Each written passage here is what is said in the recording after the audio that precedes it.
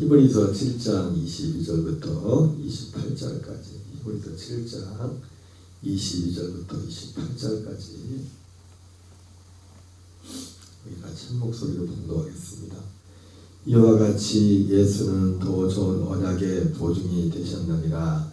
제사장 된 그들의 수요가 많은 것은 죽음으로 말미암아 항상 잊지 못함이로되 예수는 영원히 계심으로 그 제사장 직분도 갈리지 아니하느니라. 그러므로 자기를 힘입어 하나님께 온전히 구원하실 수 있으니 이는 그가 항상 살아계셔서 그들 위하여 간구하시니라. 이러한 대제사장은 우리에게 합당하니 거룩하고 악이 없고 더러움이 없고 죄에게서 떠나 계시고 하늘보다 높이 되시니라. 그는 저 대제사장들이 먼저 자기의 죄를 위하고 다음에 백성의 죄를 위하여 날마다 제사 드린 것 같이 할 필요가 없으니 이는 그가 단번에 자기를 드려 이루셨음이라.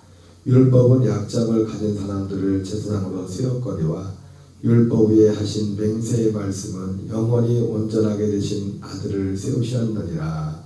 아멘. 계속해서 히브리서 7장 22절부터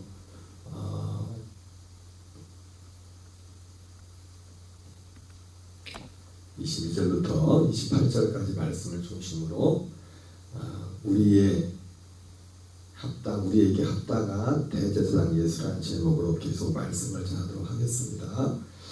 어제 우리는 하나님께서 히브리 유대 그리스도인들에게 있었던 그런 그 문제들, 대표적인 두 가지 문제가 어제 말씀드린 것처럼 갈라디아 교회 같은 할례의 문제로 인해서 그들이 어떤 신앙적인 문제가 있었고, 또 오늘 히브리서 같은 경우는 여러 가지 중에 특별히 히브리서에 가장 많이 할애하고 있는 이 대제사장, 이 죄사함에 대한 이런 부분들에 대해서 그들의 어떤 문제에 대해서 이 사실 답변서와 같은 것이 또 히브리서인데, 그들의 두 가지 문제가 오히려 우리에게 지금 현대 예수님을 믿는 우리에게 있어서 하나님께서 우리의 믿음의 그 실체, 구원의 실체, 그것이 무엇인가를 우리가 더욱더 밝히 알 수 있는 그런 은혜를 주셨음을 말씀을 드렸습니다. 오늘 7장 22절에 보면은 예수 그리스도가 우리에게 합당한, 우리에게 꼭 필요한, 딱 필요한 그런 대제사장이 되시는 그 이유에 대해서 한마디로 7장 22절을 이렇게 말하고 있죠. 이와 같이 예수는 더 좋은 언약의 보증이 되셨다. 여기 보증이라고 표현하고 있지만은 이 8장, 9장, 10장으로 가면은 더 좋은 언약이라고도 말하죠. 더 좋은 언약의 중보자가 되었다. 그리고 히브리서 8장에서는 그 더 좋은 언약을 새 언약이라고 그렇게 말씀하고 있습니다. 예수님이 우리에게 꼭 필요한 합당한 대장이 되신 것은 더 좋은 언약의 보증이 되셨다고 이렇게 말씀하고 있습니다. 그러면서 제사장 된 그들의 수요가 많은 것은 죽음으로 말미암아 항상 잊지 못함이로되 예수는 영원히 계심으로 그 제사장 직분도 갈리지 아니하느니라. 그러므로 자기를 힘입어 하나님께 나가는 자들을 온전히 구원하실 수 있으니 이는 그가 항상 살아계셔서 그들 위하여 간구하시니라. 특별히 오늘 본문에서는 다른 아론 계통의 제사장들과 다르게 예수님, 특별히 아까 앞부분에서 특별히 이제 아론 계통의 대제사장들과 또 예수님 멜기세덱의 반차를 따르는 대제사장의 어떤 차이에 대해서 그런 표현을 합니다. 이 멜기세덱의 반차를 따르는 대제사장이 되신 예수님은 맹세를 따라서 하나님이 너를 멜기세덱의 반차를 따르는 대제사장으로 세우겠다. 그런 맹세를 통해서 대제사장이 되셨고, 그러나 나머지 아론 계통의 대제사장들은 그 맹세가 아니라 그냥 율법을 따라서 그 율법에 정해진 그 어떤 규례에 따라서 자동적으로 되어졌음을 말씀하고 있고, 그리고 이제 이 뒤에도 나오지만은 아론 계통의 대제사장들은 그들이 항상 살아서 도울 수 없는 그들을 항상 살아계셔서 그들을 위하여 간구하심이라 이렇게 말씀하는데 그들은 뭐 어느 정도 살다가 이제 죽어야 되니까 육신의 생명을 갖고 있기 때문에 그렇게 고통을 말씀하고 있습니다. 그러므로 자기를 힘입어 하나님께 나가는 자들을 구원하실 수 있으니 이렇게 말씀하고 있습니다. 특별히 이 복음서를 통해서, 특별히 서신서를 통해서, 이 갈라디아서나 이 히브리서를 통해서 우리는 이 죄사함과 죄사함 받은 그 혼들에게 하나님께서 약속하신 그 아들의 생명의 씨를 주는 이런 구원의 하나의 일련에 하나하나에 빠지면 너무나 치밀한 하나님이 우리를 구원하시는 그 구원의 실체가 무엇인가를 보면서 또 한 가지 이 성경 속에서 우리에게 말씀하고 있는 또 하나 중요한 게 있는데 그게 뭐냐면 여기 이런 표현이 있죠. 그러므로 자기를 힘입어 하나님께 나아가는 자들을 온전히 구원하실 수 있으니, 여기서 온전히 구원이라는 것은 여기서 죄사함을 말하는 겁니다. 구원이라는 것이 제가 항상 말씀했지만 신기할 정도로 단어가 여러분 우리에게 이 구원이라고 했을 때 구원이라는 단어는 기본적으로 성경에 구원이라는 단어가 말할 때 어떤 광범위한 범위에서 이제 구원을 말합니다. 그죠? 구원 받는 것을 뭐 어떤 건강이라든지 어떤 재정이라든지 인생의 문제에서 뭐 특별히 시편 같은 데는 구원해 달라는 그런 기도가 많잖아요. 그죠? 그런 기도 거기서 말하는 구원은 뭡니까? 우리 인생의 어떤 어려운 문제 가운데 구해 달라, 쉽게 말하면 구해 달라는 거죠. 우리가 뭐 예수 안 믿는 사람들도 얼마든지 쉽게 이해할 수 있는 구해 달라는 그런 개념이죠. 굉장히 광범위하게 쓰입니다. 근데 그러나 우리가 구원이라고 할 때는 보통 이제 죄사함, 여기 특별히 히브리서에서 온전히 구원하실 수 있으니 이것은 죄사함, 온전히 우리의 죄를 사할 수 있다는 그런 부분입니다. 그래서 이 헬라 원문에 보면은 이 죄를 산다는 것이나 일반적으로 우리가 생각하는 그 광범위한 그 구원이라는 단어를 쓸 때는 그 헬라 원문 자체가 소조라는 그런 단어라는 소조. 여기 오늘 여기 히브리서 7장 25절 보면 소제인이라고 이렇게 돼. 소제인이라고. 그런데 이 죄사함과 나머지 이제 구원이라는 이런 모든 단어들이 다 소조라는 이 기본형을 쓴다면 소조라는 거기서 출발되는데 유독 하나 구분되는 게 돼요. 구원. 그 구원은 뭐냐면 우리가 생명을 얻는 거예요. 생명을 얻는 거.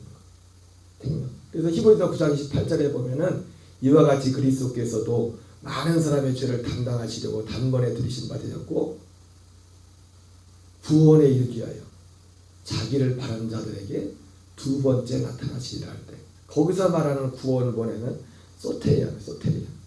거기서 말하는 결국 구원은 뭐냐면 생명이에요. 생명을 얻는 거. 자기를 구원하는 자들에게 두 번째 나타나시리라. 여러분 구원은 자기를 바라는 자에게 두 번째 나타나시는 그분 안에서 우리에게 구원이 실제로 이루어지는 겁니다. 구원이. 실제로 어떤 그분이 우리 안에 오셔야 돼요. 그분이 우리 안에 오셔야 돼요. 요한복음 14장 19절에서도 그분을 분명히 말씀하고 있죠. 두 번째 나타나시는 것을. 그래도 히브리서 9장 18절에서는 누구에게 나타납니까? 여기하고도 좀 문맥이 비슷해요. 여기는 자기를 힘입어 하나님께 나가는 자들을 아무나 구원하는 게 아니잖아요. 자기를 힘입어 하나님께 나가는 자들을 구원하셨습니다. 이 구원의 문제에 있어서 특별히 어제는 어떻게 보면 지금까지도 말씀인 것은 이 히브리 유대인들과의 그런 어떤 문제들 가운데서 더 밝히 드러나는 게 뭐냐면 구원의 어떤 실제적으로 우리 보이지 않는 가운데 일어나는 하나님이 이루시는 그 구원의 역사. 여러분 성령님이 역사하셔야 됩니다. 제가 최근에 유기성 목사님 책을 읽고 있으면서 그분이 물론 그 표현이나 어떤 내용에 있어서는 저와 이제는 좀 다른 부분도 있지만은 그분이 근데 일관되게 계속해서 하시는 말씀이 있어요. 그 뭐냐면 죄사 구원이라는 것 자체가 그냥 우리가 믿습니다 해서 그게 아니라는 거예요. 그분도 계속 하는 것이.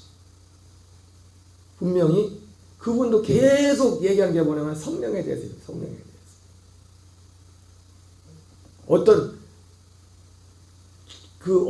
그냥 지식적인 어떤 그런 동의와 그런 것이 아니라 그건 구원이 아니라는 거죠. 자기를 힘입어 하나님께 나간 자들을 온전히 구원하실 수 있다. 그러니까 구원의 대상도 다릅니다. 구원의 대상, 누구를 구원하는가? 구원의 가장 중요한 큰 두 기도를 원한다면 하나님이 구원하시는 그 구원의 모습이 무엇인가? 구원의 그 실제 내용들이. 그리고 지금 계속 제가 말씀드린 게 지금 죄산까지인 부분에 있어서 뭘 말씀입니까? 십자가와 번제단, 제단과 성소에서 일어난 일을 말했잖아요. 그리고 죄사함 자체는 히브리인들에게서는 당연히 죄사함이 이들에게서는 지성소에 들어가서 죄사함이 일어나는 걸 알고 있었다. 그리고 또 하나의 문제는 뭐냐면 누구를 구원하느냐? 하나님은 모두를 구원하기를 원하지만 특별히 마태복음 1장 11절 아들을 낳으리니 이름을 예수로 하라. 이는 그가 자기 백성을 그들의 죄에서 구원할 자라. 거기서 죄에서 구원한다 해도 소제인이라고 했어요. 소조. 히브리서 9장 28절에는 궁극적으로 구원 뭐냐면 소테리아. 우리에게 죄 사함 받은 그 혼들에게 하나님의 아들의 생명을 주는 겁니다. 아들의 그 씨를 주는 겁니다. 그래서 제가 그런 말씀을 드렸죠. 사실은 죄 사함도 생명을 얻는 것도 사실은 순서상으로는 여러분 이 순서가 바뀌지 않습니다. 죄 사함 받은 혼들에게 하나님의 아들의 영을 주는 거예요. 근데 이것이 실제로 죄 사함 받는 거는 1년 전에 죄 사함 받고 아들의 영을 받는 건 1년 그런 거 없습니다. 순서상으로 있지만은 죄 사함 받는 것과 아들의 영을 받는 건 딱 같이 붙어 있어요. 사실은 따로따로 뭐 한 1년 있다가 1년 죄 사함을 1년 전에 받고 아들의 영은 1년 그런 거 아니에요. 그래서 어떤 면에서는 그 사람이 죄 사함 받았다면 진짜 죄 사함 받았으면 아들의 영을 받은 거예요. 근데 아무나 죄를 사는 게 아니죠. 요한복음 1장 마태복음 1장 21절에서도 아들을 낳으니 이름을 예수라 하라. 이는 그가 자기 백성을 그들의 죄에서 구원할 자라. 여기 히브리서 거기서 그 죄에서 구원한다. 여기 히브리서 7장 25절에 그러므로 자기를 힘입어 하나님께 나가는 자들. 여기서 자기는 누구예요? 지금 대제사장된 예수 그리스도잖아요. 그죠? 대제사장된 예수 그리스도. 자기를 힘입어 하나님께 나간 자들을 온전히 구원하실 수 있으니 여기서는 죄사함입니다. 온전한 죄사함을 줄 수 있다는 거예요. 아무나 죄를 사는 게 아니라 옆에로는 자기를 힘입어 하나님께 대제사장 여기서 자기는 대제사장 대신 예수 그리스도를 힘입어서 물론 예수 그리스도는 통합적이죠.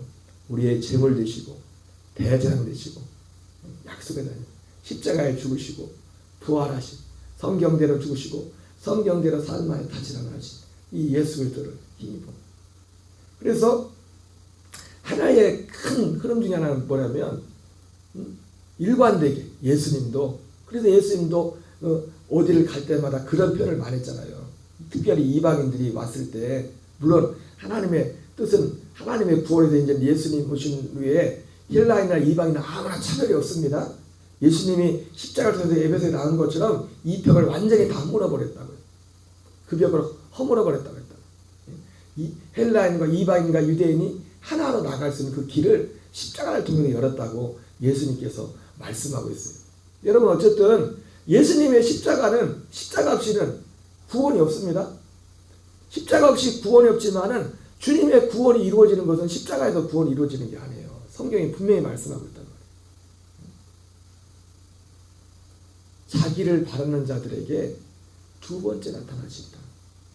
왜요? 히브리서 9장 18절에 뭐라 합니까? 왜 두 번째 나타난다고 했어요? 구원하기 위해서. 아직 구원이 안 됐다는 거잖아요. 자기를 바라는 자에게 두 번째 나타나신다.